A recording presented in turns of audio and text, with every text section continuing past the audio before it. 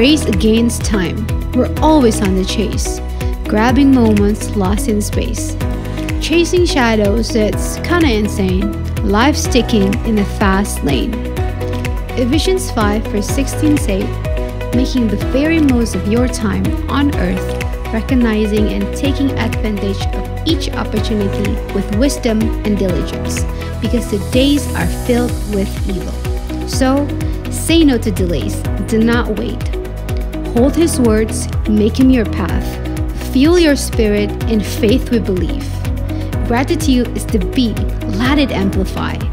Live with intent and let your actions testify. Seize the day, make it lit. Honor the one who gave it to us.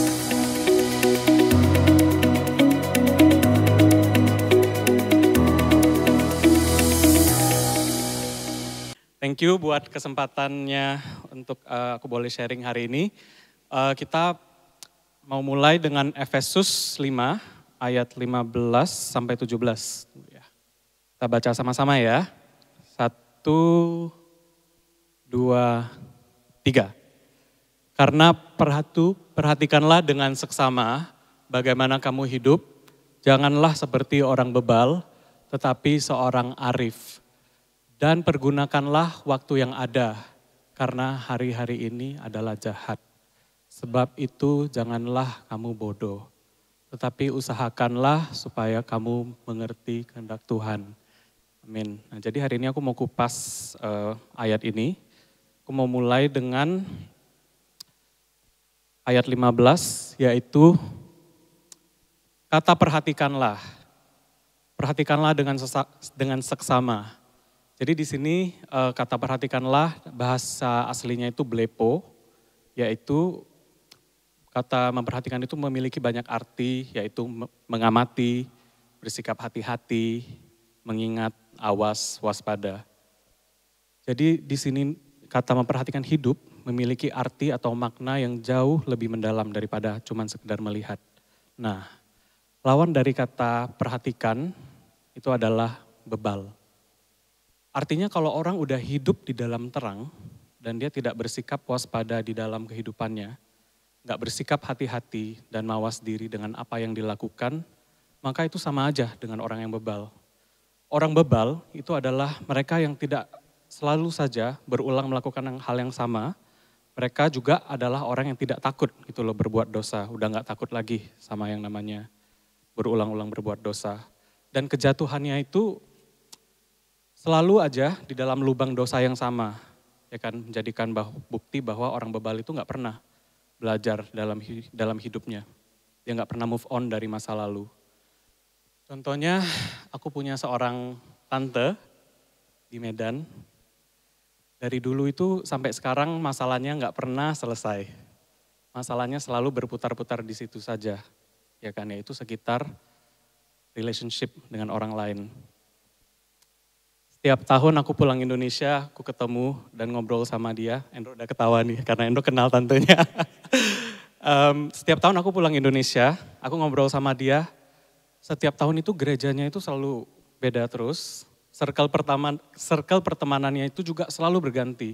Gak ada yang bertahan. Dia gak pernah tertanam di satu gereja, karena selalu aja ada yang gak cocok. Jadi alasannya itu ada aja gitu ya. Si A nyebelin lah, si B tukang gosip, busybody, kepo, tukang tikam gitu dari belakang. Adalah banyak politik dan gereja itu mungkin cuma ngomongnya duit mulu. Nah yang aku lihat si tante ini hatinya belum diberesin. Ya kan, dia masih membiarkan masa lalu itu menguasai hatinya. Jadinya dia itu selalu pahit, selalu berburuk sangka, belum bisa mengampuni dan kurang bisa toleransi juga. Ya, jadi mau pindah gereja sana sini, kalau hatinya belum beres, kalau nggak ada niat atau usaha untuk memperbaiki diri sendiri itu maka akan terulang terus. Perbedaan-perbedaan yang kecil, yang sepele itu akhirnya dibikin ribet dan gede. Ya kan? Orang-orang seperti ini dikatakan bebal di firman Tuhan. Ya kalau kemana-mana nggak cocok, kita mungkin mesti introspeksi dan punya kerendahan hati untuk bertanya kepada diri sendiri. Mungkin kitalah the source of the drama. Mungkin kitalah biangnya gitu. Dan kita harus punya hati yang merendah dan bertobat. Mungkin kita punya kebiasaan-kebiasaan buruk atau dosa yang cuman kita sendiri yang tahu. Dan itu belum kita beresin. Berulang-ulang terus muncul di dalam kehidupan kita. Kalau kita nggak punya niat berubah, pattern dan dosa itu akan terus terulang. Mau seberapa terampil ya, kita menyembunyikan itu di bawah karpet. Satu saat itu akan terekspos lagi. Akhirnya hidup yang simple, kita bikin ribet sendiri. Yang seharusnya kita udah naik level, jadinya stuck di level yang sama. Dan akhirnya banyak waktu yang terbuang. Aku yakin Tuhan sebenarnya mau bentuk si tante ini untuk menjadi orang yang lebih dewasa. Kita butuh Roh Kudus sebenarnya untuk menyelidiki hati kita, untuk kenali diri kita. Dan juga mesti punya kerendahan hati untuk lepaskan ego juga. Untuk lepaskan kadang mungkin kekanak-kanakan kita. Untuk dibentuk Tuhan menjadi pribadi yang lebih dewasa. Ayat 17 mengatakan bahwa usahakanlah supaya kamu mengerti kehendak Tuhan. Tulus minggu lalu ngomong, jangan lawan musim. Jadi kalau kita ada musim di mana itu memang Tuhan lagi mau proses. Itu kehendak Tuhan lagi mau proses dan bentuk kita jadi lebih dewasa itu jangan dilawan. Proses itu pasti nggak enak. Tapi biarlah kita terus kerjasama dengan Tuhan. Amin. Karena terkadang Tuhan itu sengaja tempatin orang-orang yang nyebelin. Kita ditempatkan di situasi-situasi yang gak comfortable mungkin. Itu mungkin adalah sarana untuk Tuhan gitu loh. Untuk bentuk karakter kita dan iman kita untuk jadi lebih kuat. Oke, terus ayat 17 juga mengatakan, Paulus berkata dengan tegas kepada jemaat Efesus agar tidak menjadi bodoh. Pertanyaannya, kenapa kita perlu memperhatikan hidup kita dengan seksama? Seksama itu artinya apa? Teliti ya mungkin ya. Dengan hati-hati. Jawabannya itu sebenarnya sederhana, karena hidup manusia itu sementara dan ada batasnya. Ya, banyak orang mengira bahwa hari besok itu akan selalu ada. Sehingga banyak yang hidup tanpa arah, melakukan sesuatu seolah-olah waktu itu gak akan pernah berakhir. Mau pakai satu ilustrasi, sebagian dari kalian mungkin udah tahu ilustrasi ini. Ilustrasi yang sangat populer di Christianity. Jadi ini adalah tali kehidupan. Aku ambil dari ini sebenarnya skipping rope.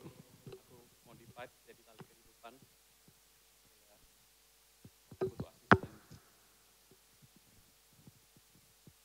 Nah, kalau kalian lihat,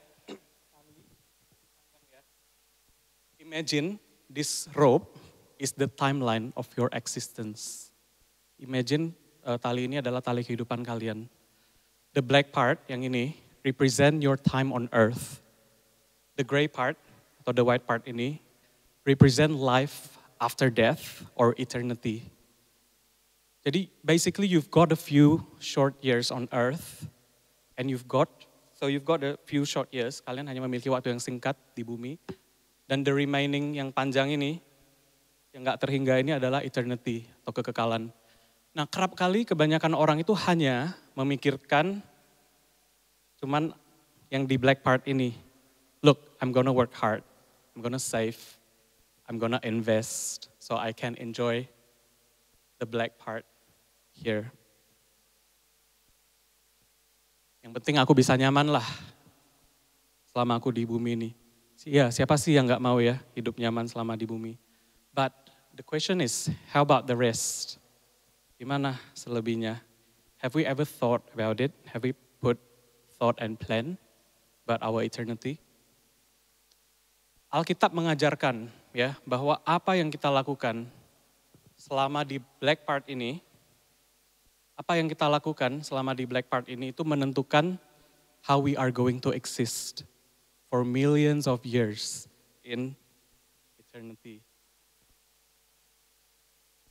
Jadi kenapa aku harus spend this little part trying make myself as comfortable as possible, enjoying as much as I can selama di bumi. Ketika kita sadar ya, betapa singkatnya hidup kita di bumi ini dibanding kekekalan nanti. maka hidup kita itu akan lebih waspada dan berhati-hati. Dan perspektif kita itu akan shift. Dari yang tadinya kita cuma invest yang pendek ini di bumi, kita akhirnya punya perspektif yang lebih long term, yaitu eternity. Aku pengen izinkan aku untuk kenalin satu lagu, Michelle atau Tulus boleh bantuin iringi.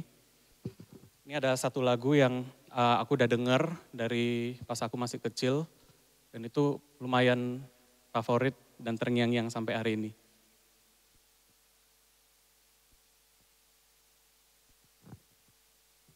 Kalau ada yang tahu lagunya ikut ya.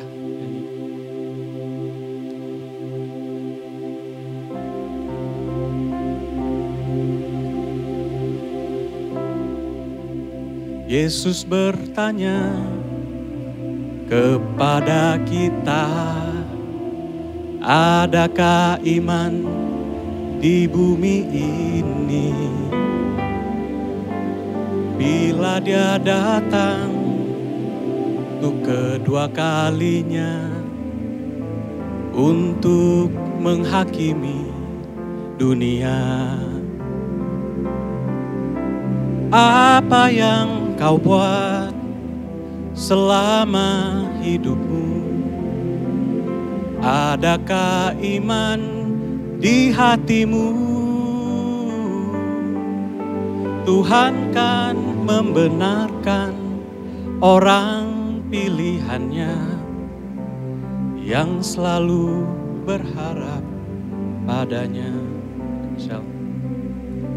Ya, orang-orang dunia mungkin bertanya gitu, kenapa kamu bodoh? Bodoh, korbanin waktu, pelayanan di gereja, baca Alkitab, ibadah di gereja.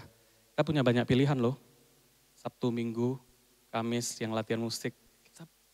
Dan kita gak dipaksa gitu untuk ke gereja, untuk melayani Tuhan. Tapi kenapa? Kenapa orang-orang itu sering ya nanya, kita korbanin financial, kita mungkin bayar perpuluhan, persembahan untuk gereja. Nah, akhir-akhir ini aku baru ketemu satu hamba Tuhan bernama Henny Christianus dan Jojo. Pasti banyak yang tahu, yang kenal Henny Christianus dan Jojo. Dia itu kebanyakan mungkin diketahui orang sebagai pastor Instagram. Karena suka muncul di reel-nya Instagram. Nah, beberapa bulan lalu itu dia datang ke Christchurch dan dia bagi kesaksian yang menurut aku mungkin banyak orang gak tahu background mereka. Karena mungkin orang itu taunya mereka aktif di Instagram. Tapi sebenarnya beberapa puluh tahun lalu Tuhan itu panggil mereka untuk pulang Indonesia.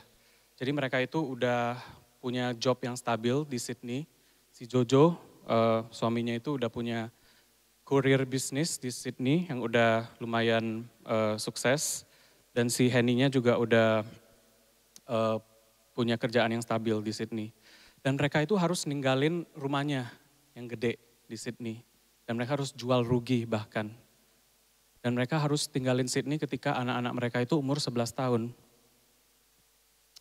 Dan salah satu alasan mereka meninggalkan Sydney itu karena Tuhan manggil mereka untuk membangun yayasan yang namanya Yayasan Tangan Pengharapan. Itu adalah yayasan untuk memberikan pendidikan dan makanan-makanan bergizi untuk orang-orang miskin di Indonesia. Dan tahu nggak, sampai hari ini tuh mereka cuma hidup dari PK, dari persembahan kasih. Satu peser pun mereka nggak ambil dari yayasan. Nah, pas mereka ambil keputusan itu, banyak yang bilang, termasuk orang tuanya sendiri, kenapa kamu begitu ekstrim? Kenapa kamu begitu ibaratnya gila lah, bodoh. Udah enak-enak, udah nyaman ya, kayak kita di sini. Udah ada kerjaan, anak-anak juga udah terjamin, education-nya semua. Kenapa harus pulang Indonesia? Nah, jawabannya itu adalah sebenarnya di perspektif tali ini. Mereka tahu kenikmatan dunia yang sementara mereka tinggalin ini itu gak sebanding dengan reward yang akan mereka terima di kekekalan nanti. Kebanyakan orang itu cuman perhatiin ini, temporary yang ada di dunia. Tapi gak banyak orang lihat ini. Nah, tapi nggak semua orang gitu loh terpanggil untuk seperti mereka, menjual harta mereka dan tiba-tiba pindah melayani ke pelosok. Jadi jangan kalian langsung besok resign dari kerjaan dan melayani full time. Kalau Tuhan nggak panggil ya jangan, cukup aja menjadi berkat untuk gereja lokal dan komunitas sekitar kita. Nah tujuan aku share tentang hamba Tuhan ini bukan sebenarnya aku mengkultuskan mereka, tapi sebenarnya untuk case study aja mengapa ada orang-orang tertentu itu mengambil keputusan yang ekstrim untuk Tuhan. Nah, sampai hari ini, yayasan yang mereka bangun itu udah memberikan makanan bergizi dan juga pendidikan kepada lebih dari 7.500 anak di 100 center tangan pengharapan di Indonesia. Nah, kehidupan di bumi ini sangatlah singkat. Kekuatan yang kita punya di umur sekarang ini nggak akan selamanya. Suka nggak suka, itu akan menurun. Usia juga akan terus bertambah. Aku orangnya itu suka nostalgia, lihat foto-foto lama, ya kan. Ini adalah foto aku pas masih SMP, ada aku, ada Endro, ada papa aku. Itu kayaknya masih SMP deh, 15 tahun yang lalu masih imut-imut. Papa aku juga masih ganteng. Nah, papaku itu dulu kuat main tenis tiap hari. Kita di sini banyak tenis antusias ya. Beberapa minggu, beberapa bulan ini banyak banget yang interest main tenis. Jadi papaku itu yang kenalin sebenarnya tenis ke kita. Papa dan mamaku itu main tenis dari dulu. Nah, sekali main itu, jadi papaku itu sangat ekstrim. Dia bisa hampir setiap hari main. Sekali main itu 3-4 jam. Nah di foto ini kalian lihat 15 tahun lalu papaku itu masih kuat banget ya, main juga masih nggak berhenti. Tapi setiap kali aku pulang Indonesia aku lumayan kaget gitu, aku lihat loh kenapa makin pulang makin bertambah tua gitu loh. Dan papa sekarang udah hampir 70 tahun, terakhir si Endro main tenis juga sama papa aku sebelum dia pindah Christchurch. Yando cerita lutut papa udah lumayan sakit, udah nggak bisa lari, udah nggak mau kejar bola, dan juga sempat vakum gitu loh beberapa bulan karena ada yang cedera. Jadi aku pelajari gitu, aku lihat, aku merenung bahwa kita itu nggak bisa ya ngelawan takdir. Kita nggak bisa ngelawan waktu, bahwa satu saat nanti setiap orang itu pasti akan aging, ya. Sekarang itu banyak teknologi tarik benang, buang kerutan, botox, stem cell, ya kan, pakai apa lagi? Pakai suplemen, kolagen, dan sebagainya. Tapi nggak bisa dipungkiri, ajal itu pasti akan menjemput. Dan nggak selama-lamanya kita bisa bersama dengan orang-orang yang kita kasihi, termasuk orang tua kita, ataupun anak-anak kita. Biar nggak bosen, aku ada satu cerita. Jadi pas kita sekeluarga jalan-jalan, traveling, itu kita biasanya pesan 2 kamar, ya kan. Jadi kita pisah, orang tua aku 1 kamar, dan aku dan adik aku 1 kamar, si Endro. Nah aku bertahun-tahun ini udah nggak pernah gitu loh, sekamar dengan orang tuaku lagi. Udah nggak pernah tidur bareng lah sama papa mama, udah gede. Jadi pernah sekali pas kita travel, kita ke kota Vienna, nah itu di Eropa, di Austria. Nah karena pas peak season Christmas, itu akhirnya yang tersedia cuman family suite, di mana itu kita digabung 1 kamar dan ada 2 ranjang lah, 2 ranjang king yang gede. Nah kita udah capek banget karena pesawat kita itu di-delay ya, dari Venice ke Vienna itu via Barcelona, kita transitnya Barcelona itu di-delay selama 10 jam. Nah itu aku ada save di handphone aku sebagai buktinya. Jadi yang seharusnya berangkatnya schedule-nya 3:25, 15:25, itu akhirnya jadinya hampir jam 1 AM. Jadi di delay hampir 10 jam. Tapi delay-nya itu dicicil gitu loh. Jadi instead of langsung dikasih tahu, delay 10 jam, itu kita dikasih taunya setiap 2 jam sekali. Jadi kita nggak bisa keluar airport, nggak ada kepastian. Jadinya kita tunggulah sampai jam 1 subuh di airport. Nah intinya udah sampai di Vienna, kita capek banget, kita akhirnya check in ke hotel itu, yang family suite. Nah dengan kondisi yang capek, pasti dong semua orang ngorok ya. Semua orang ngorok, dan yang paling gede ngoroknya itu orang tuaku, papa mama. Mungkin mereka yang paling capek. Nah selagi mereka tidur dan ngorok, ya jadi kita udah check in nih. Ini hotelnya aku masih, aku iseng Google ternyata masih ada gambarnya. Ini hotelnya, jadi ketika mereka tidur, semua orang tidur termasuk adik aku, orang tuaku tidur. Nah, aku nggak bisa tidur, aku nggak bisa pulas karena, dan tahu nggak, aku tiba-tiba nangis. Karena aku mendengar suara ngorok orang tuaku. Aku bukan nangis terganggu loh, tapi yang terlintas di pikiranku saat itu adalah kayak deja vu gitu. Tahu nggak deja vu apa? Kayak terlintas memori-memori lama, teringat zaman-zaman di mana kita pas masih kecil, aku dan Endro, adik aku, kita sering main ke kamar orang tua, kita sering sleep over. Dan aku dengar tiba-tiba selama bertahun-tahun aku gak pernah dengar suara ngorok itu, aku dengar. Dan rasanya kok familiar ya. Dan saat itu di kamar hotel yang terlintas di pikiranku, berapa lama lagi Tuhan memberikan kesempatan untuk aku bisa dengar suara ngorok mereka. Berapa lama lagi Tuhan bisa izinkan kita berempat gitu untuk spend time bareng, jalan-jalan. Karena semua udah punya kesibukan masing-masing. Itu pas itu aku pulang cuma setahun sekali karena udah di New Zealand, udah kerja. Nah, kita mungkin anggap sepele ya hari ini dengan kehadiran keluarga dan teman-teman yang ada di sisi kita sekarang ini. Tapi musim kehidupan itu nggak ada yang bisa nebak. Cerita dikit, ini anjing aku, Blacky namanya. Tahun ini meninggal di usia yang 14.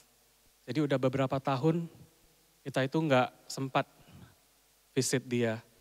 Karena dia itu anjing pertama dan kita taruh dia di rumah yang di Brastagi untuk jaga rumah. Jadi Brastagi itu kayak 2 jam gitulah dari Medan, basically holiday home. Nah, mami aku itu baru ngomong tahun ini katanya, yuk kita tahun ini kita bawa pulang Blacky untuk bisa spend dia punya waktu tua lah gitu, waktu-waktu terakhir sama kita di rumah di Medan. Tapi dan mungkin COVID hit segala macam nggak sempat. Dia udah meninggal dan kita juga nggak sempat lihat dia. Anjing aku yang kedua, Morris. Tahun ini umur 13. Udah nggak seceria dulu, udah nggak segesit dulu. Dulu tiap hari merengek-rengek, minta jalan mulu dan minta main bola terus. Aku baru call sama orang tua aku minggu lalu dan aku dikasih tahu si Morris ini develop new habit gitu loh. Dia itu suka random gonggong nggak jelas akhir-akhir ini. Tahu nggak ternyata kenapa? Ternyata diminta ambil water bowl-nya dia. Karena mungkin cuma berapa meter dia males. Jadi kita suguhin water bowl, dia minum, dan udah dia diam. Dan dia kadang bisa gonggong random juga karena dia minta digendong. Nah, habit-habit ini nggak ada yang beberapa tahun lalu. Tapi setelah dia mulai menua, ada katarak di matanya, dan ada habit-habit begini yang muncul. Nah, kalau hari ini kita punya kesempatan ketemu dan berteman dengan orang-orang yang duduk di sebelah kita, mungkin bisa aja tahun depan kita udah nggak akan ketemuan lagi, ya kan? Contohnya nih, bisa aja Ade, ya kan, pindah ke Auckland karena JC-nya kan di situ. Bisa aja Ko Albert juga kemarin yang baru sidang proposal juga deg-degan. Kalau itu sempat nggak diterima, Ko Albert langsung pulang juga, padahal udah lengket-lengketnya sama kita. Tapi puji Tuhan, God is still in control. Calvin juga baru join gereja FGF beberapa bulan yang lalu, baptis, baru aktifnya sama kita, udah mau for good Selasa ini. Nah, jadi by the way hari ini last day-nya Calvin, nanti jangan lupa foto-foto.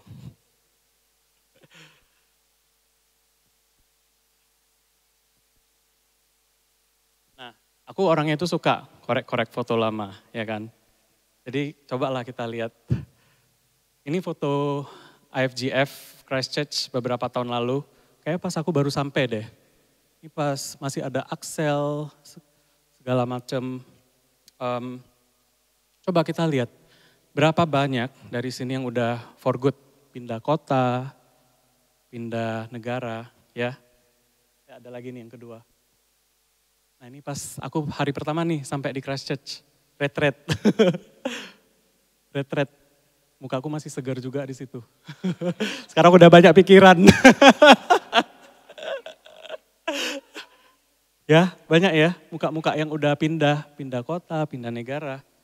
Cuman 2 tahun loh ini, 2 tahun kalau nggak salah. Ya, momen dan memoris itu datang, silih berganti dengan begitu cepatnya. Dan kita kadang terlalu easy, terlalu gampang untuk take people for granted gitu loh. Orang-orang yang ada di sekeliling kita. Jadi intinya adalah selagi kita punya kesempatan, yuk kita sayangi keluarga kita bina silaturahmi yang baik dengan saudara, dengan teman. Karena sesungguhnya kita nggak tahu berapa lama lagi kita bisa sama mereka. Kita nggak tahu kapan hari kita akan berakhir dengan mereka. Contoh COVID lockdown kemarin, tiba-tiba semua orang stuck di New Zealand. Selama 4 tahun nggak bisa ketemu keluarga, sanak saudara. Ada duit pun nggak bisa pulang karena ada restriction. Yang masih punya anak-anak kecil, mungkin di fase-fase nyebelin, teenager, suka rebel, suka usil, suka ngelawan. Syukuri dan nikmatilah. Karena dalam sekejap mereka akan reach umur 17 tahun dan mereka akan gone. Mereka akan move out, mereka mungkin kuliah di kota lain dan akhirnya mereka punya keluarga sendiri. Mungkin gampang ya aku bilang syukuri karena aku belum punya anak.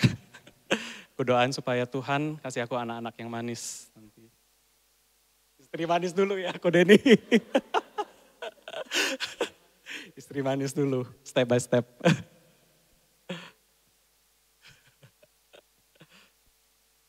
Nah, aku udah mau conclude. Nah, mau masuk segmen terakhir. Terus balik lagi ke ilustrasi tali ini ya. Oleh karena kehidupan kita di bumi ini sangat singkat, jadi kita sebenarnya harus punya attitude berkemas-kemas dan bersiap-siap gitu loh untuk investasi kita kehidupan kekal nanti di kerajaan surga. Gimana caranya?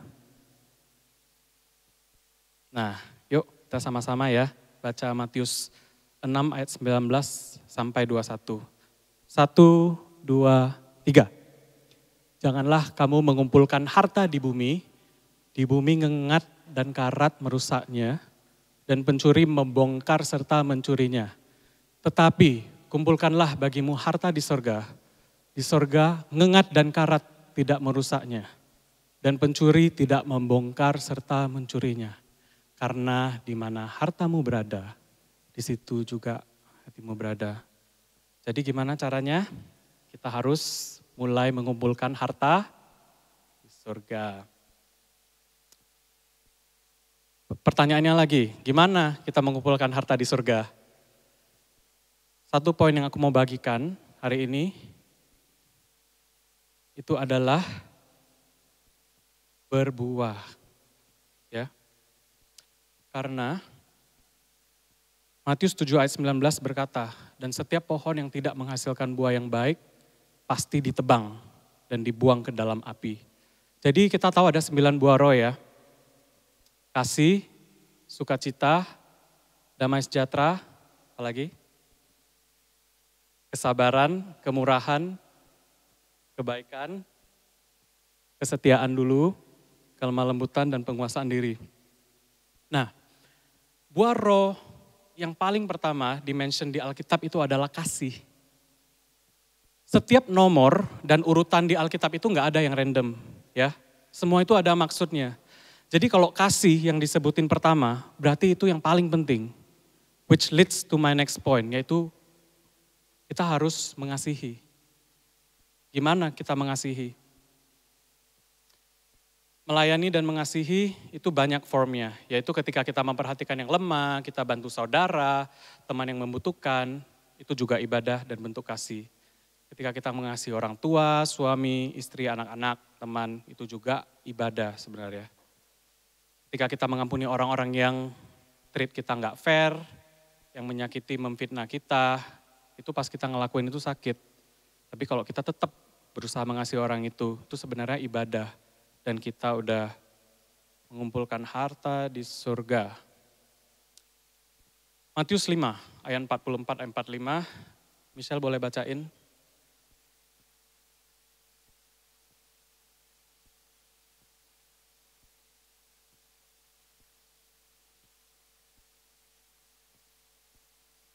Amin, thank you. Siapa yang mau jadi anak Bapak di surga? Kasihilah musuhmu.